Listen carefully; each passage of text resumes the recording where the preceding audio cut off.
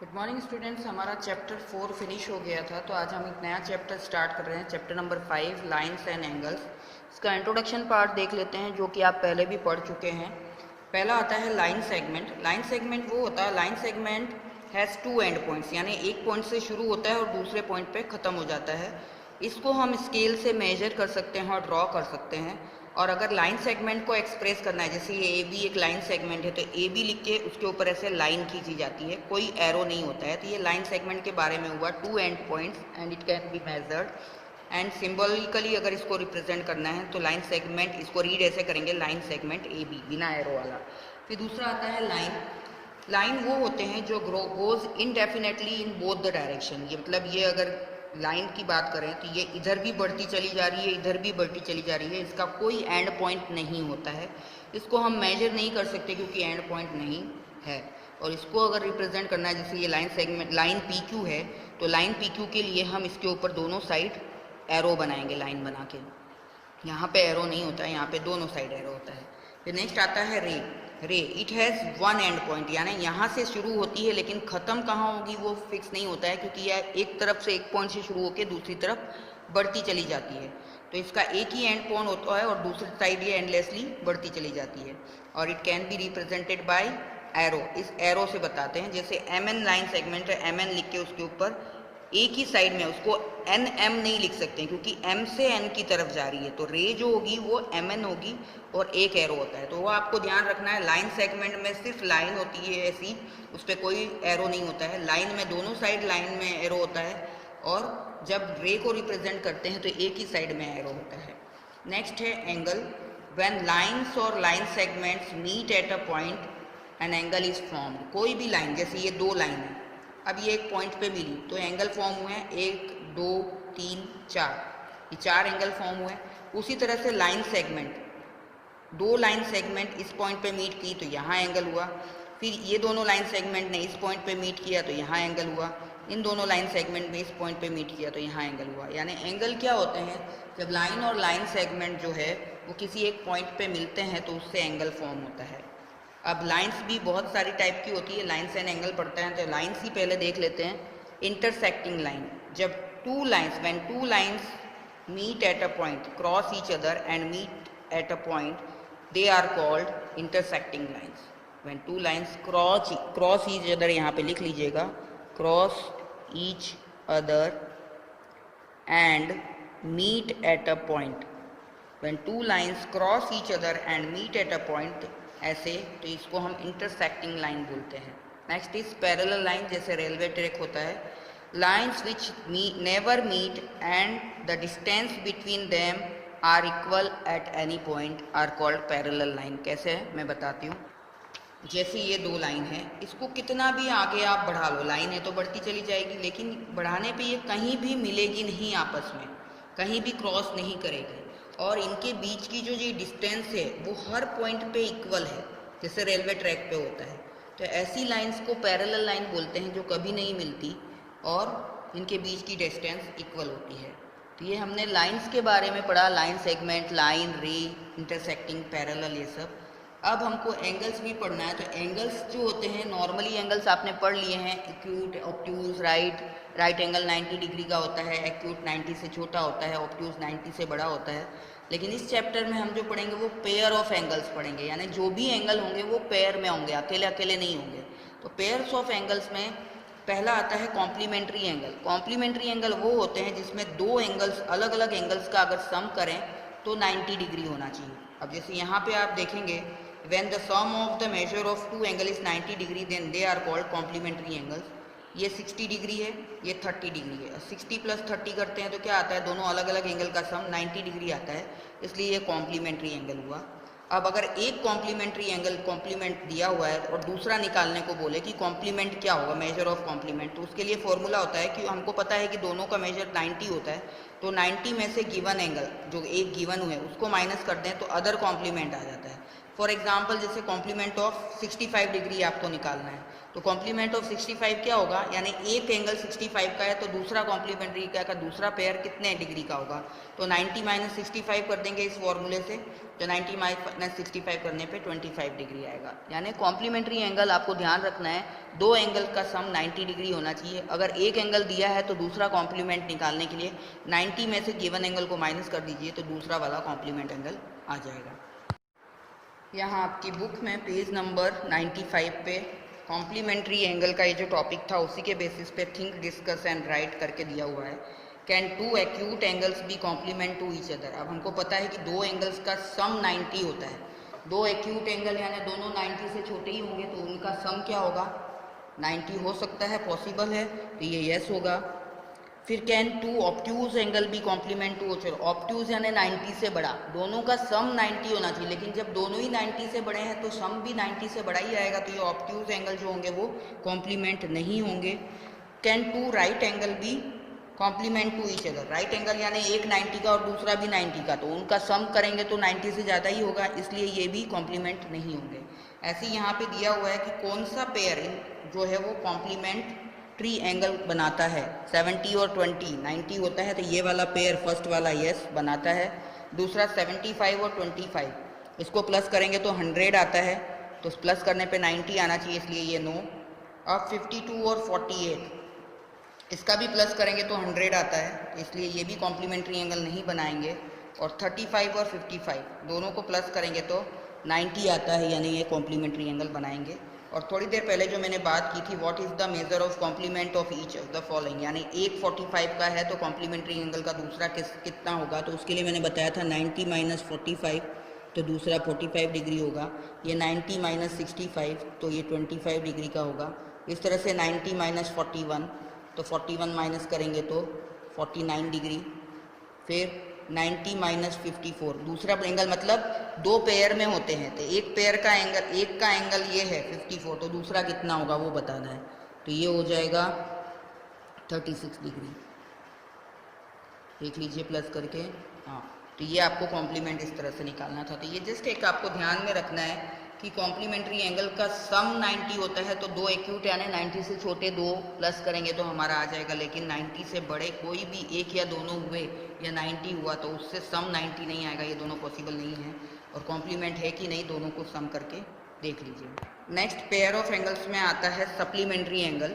Complementary में दो angle का सम 90 होना चाहिए था, तो सप्लीमेंट्री में when the sum of the measure of two angle is 180 degree then they are called supplementary angles. यानी अगर हम दो एंगल्स का सम करें तो उसका सम 180 डिग्री अगर आता है तो वो कॉम्प्लीमेंट्री की जगह सप्लीमेंट्री हो जाता है। जैसे ये 60 का है और 120 का है, इन दोनों का सम किया तो 180 आता है, तो ये सप्लीमेंट्री एंगल है। इसमें भी अगर एक एंगल दिया है और दूसरा सप्लीमेंट निकालना है तो उसके लिए भी वही सेम चीज़ है, 180 माइनस गिवन एंगल कर दो तो दूसरा वाला एंगल निकल जाता है। जैसे यहाँ पे मेजर ऑफ सप्लीमेंट अगर निकालना है तो 180 माइनस गिवन एंगल, मान लो सप्लीमेंट ऑफ 100 डिग्री का निकालना है तो सप्लीमेंट ऑफ 100 डिग्री क्या होगा, 180 माइनस 100, यानी अगर एक 100 डिग्री का है तो दूसरा 80 डिग्री का होगा, अगर ये 100 का है तो ये 80 डिग्री का होगा। तो ये सेम उसी की तरह था। इसमें भी एक एक्सरसाइज दी हुई है बुक में, वो मैं आपको बताती हूँ। पेज नंबर 96 पे सेम वही एक्सरसाइज दी कि एक थिंग, डिस्कस एंड राइट दिया। Can two obtuse angle be supplementary. दोनों के दोनों ऑब्ट्यूज है यानी 90 से बड़े हैं, तो जब दोनों 90 से बड़े हैं तो उसका सम 180 से बड़ा हो जाएगा, तो ये पॉसिबल नहीं है। Can two acute angles be supplementary. दो एक्यूट यानी 90 से छोटे होंगे दोनों, तो उनका सम 180 तक पहुँचेगा ही नहीं, इसलिए ये भी नो होगा। Can two right angle, right angle यानी 90 प्लस 90 180 होता है, इसलिए यस ये सप्लीमेंट्री हो सकते हैं। अब यहाँ पे आपको बताना है, ये पेयर दिया हुआ है तो ये सप्लीमेंट्री एंगल है कि नहीं, तो 110 प्लस 50 160 होता है, इसलिए ये नहीं है। 105 प्लस 65 ये 170 होता है, इसलिए ये भी नहीं है। 130 प्लस 50 ये 180 होता है, इसलिए ये एक सप्लीमेंट्री एंगल बनाएंगे। और ये भी 45 ये सप्लीमेंट्री एंगल नहीं बनाएंगे, तो इसको नो लिखेंगे। अब इसमें आगे बोला है what will be the measure of supplement of the each. तो इसमें मैंने बताया है कि 180 माइनस 100 करते हैं। जब सप्लीमेंट पूछे तो 180 माइनस 100 करना है, और कॉम्प्लीमेंट पूछे तो 90 माइनस गिवन एंगल करना है, और यहाँ पे 180 माइनस गिवन एंगल करना है, तो इसका ना 80 आएगा। फिर 180 माइनस 90 करेंगे इसको तो इसका 90 आएगा। इसको 180 माइनस 55 करेंगे तो 125 आएगा, और इसको 180 माइनस 125 करेंगे तो 55 आएगा। तो इस तरह से आपको निकालना है, ये ध्यान में रखना है आपको। नेक्स्ट जो हमारा एंगल आता है वो है adjacent angle. Pair of angles की बात कर रहे हैं। पहले हमने कॉम्प्लीमेंट्री एंगल पढ़ा, फिर हमने सप्लीमेंट्री एंगल पढ़ा, और अब हम पढ़ेंगे तीसरा टाइप एडजेसेंट एंगल। ये भी पेयर में होते हैं। Angles having a common vertex, यानी इनका कोना, वर्टेक्स यानी कॉर्नर जहाँ पे ये एंगल बनाता है, तो इन दोनों का एक कॉमन वर्टेक्स है। इस एंगल का और इस एंगल का ये कॉमन वर्टेक्स है, एंड अ कॉमन आर्म, और इन दोनों में ये जो आर्म है वो इस एंगल में भी आ रही है और इस एंगल में भी आ रही है। यानी एक कॉमन वर्टेक्स होता है, एक कॉमन आर्म होती है, but no common interior point, अंदर कोई भी पॉइंट कॉमन नहीं होता है, और आर कॉल्ड एडजेसेंट एंगल।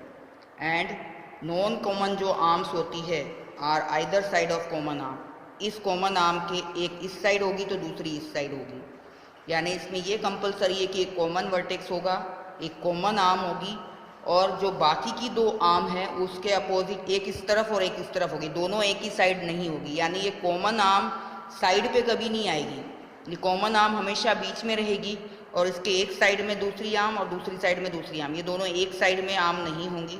तो ये जो होती है, ये जिस तरह से जो एंगल बनते हैं वो एडजेसेंट एंगल कहलाते हैं, with common vertex, common arm and the non common arms are either side of the common arm, इसके किसी एक तरफ होती है ये। तो इस तरह से आपको कॉमन के हिसाब से एडजेसेंट एंगल बताना होता है। इसमें आप अगर आप देखेंगे ट्राई दिस, पेज नंबर 97 पे दिया है, are the angles marked 1 and 2 adjacent, ये एडजेसेंट है कि नहीं, तो यस, ये 1 ये रहा और 2 ये रहा, तो ये दोनों पता है कि ये कॉमन वर्टेक्स है, ये कॉमन आर्म है, और ये इसके अपोजिट में अलग अलग, ये इसके इस साइड है, ये इसके इस, तो यस ये वाला होगा। दूसरा ये वाला दिया हुआ है, अब ये एडजेसेंट है कि नहीं वो बताना है, तो ये भी एडजेसेंट, ये वाली कॉमन आर्म हो गई, ये कॉमन वर्टेक्स हो गया, और उसके एक इस तरफ एक उस तरफ है, यानी ये भी होगा। एक्चुअली ये फोर्थ टाइप लीनियर पेयर बना रहा है, लेकिन एडजेसेंट भी है। अब यहाँ पे नहीं होगा, यहाँ पे क्यों नहीं होगा, क्योंकि वर्टेक्स कॉमन नहीं है। इसका वर्टेक्स, इस एंगल का वर्टेक्स ये है और इसका ये है, और हमारी शर्ट क्या, ये लाइन अगर इधर से आ रही होती, इस पे मिल रही होती, तो ये होता। ये हमने पहले भी पढ़ा है, कॉमन वर्टेक्स होना चाहिए। अब इसी के सेकंड क्वेश्चन में जो दिया हुआ है कि ये फिगर है AOB और BOC, AOB यानी ये और BOC, क्या ये एडजेसेंट होंगे, तो यस होंगे, क्योंकि इसकी ये कॉमन आर्म है और नॉन कॉमन अलग अलग साइड है, एक कॉमन वर्टेक्स है, तो इसका आंसर यस होगा। फिर दूसरा BOD एंड BOC, तो BOD ये पूरा और BOC ये पूरा, उसमें जो कॉमन है वो BO है दोनों में, और ये BO सेंटर में नहीं है, एक साइड में है इन दोनों एंगल के, इसलिए ये कॉमन एडजेसेंट एंगल नहीं होगा। ये इस तरह से जस्टिफाई करना है कि common arm is not at the centre, और non common arms are not at the either side of the common arm, इस तरह से आप लिख सकते हैं। तो ये हो गया एडजेसेंट का। कैन एडजेसेंट एंगल भी सप्लीमेंट्री, 2 एडजेसेंट सप्लीमेंट्री हो सकते हैं, यस। कैन 2 एडजेसेंट एंगल भी complementary, yes. Can 2 obtuse angle भी एडजेसेंट एंगल्स, यस। ऑब्ट्यूज यानी आपको 90 से बड़ा करके भी आप बता सकते हैं, इस तरह से कोई फिगर है तो ये भी तो एडजेसेंट ही होगा। फिर next, can an acute angle भी adjacent to an obtuse angle, यानी एक एक्यूट और दूसरा ऑब्ट्यूज हो तो वो हो सकता है कि नहीं, तो इस तरह से आपको बताना है, ठीक है। फिर नेक्स्ट आता है लीनियर पेयर।